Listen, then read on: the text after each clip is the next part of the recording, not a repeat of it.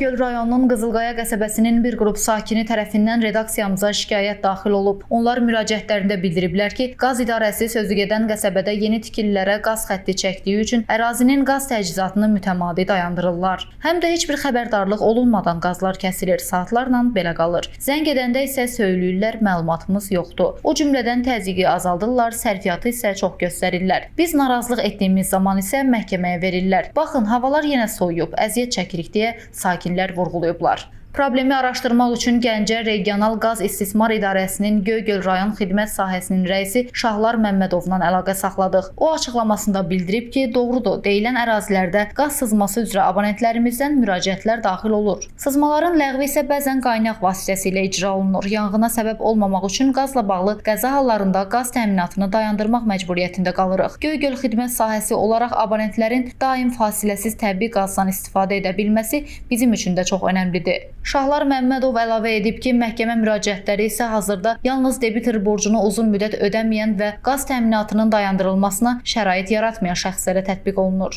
Bu barədə məhkəmədən də məlumat alsanız təsdiqləyərlər. Sayğac göstəricisində nə qeyd olunubsa, sistemə də o daxil edilir və abonentə bildiriş verilir. Bildiyiniz kimi, həmin sayğaclar dövlət tərəfindən Anti-İnhisar İdarəsinin iştirakı ilə yoxlamadan keçirilib, standarta uyğunlaşdırılıb. Qaz sərfinin çox yazılması halı yoxdur. Hava şəraiti ilə əlaqədar qazdan istifadə artıb. Buna sübut əsas iki statistik rəqəmdir. Birinci, Göygöl xidmət sahəsi üzrə əvvəlki illərə nəzərən tələbata uyğun magistraldan daha çox qaz qəbul etməyimiz, ikincisi isə 19806 abonentimiz üzrə orta qaz sərfinin keçən illərə nisbətən çox olmasıdır. Zərintac Mayıs qızı, Heydər Həsənli, Misya TV.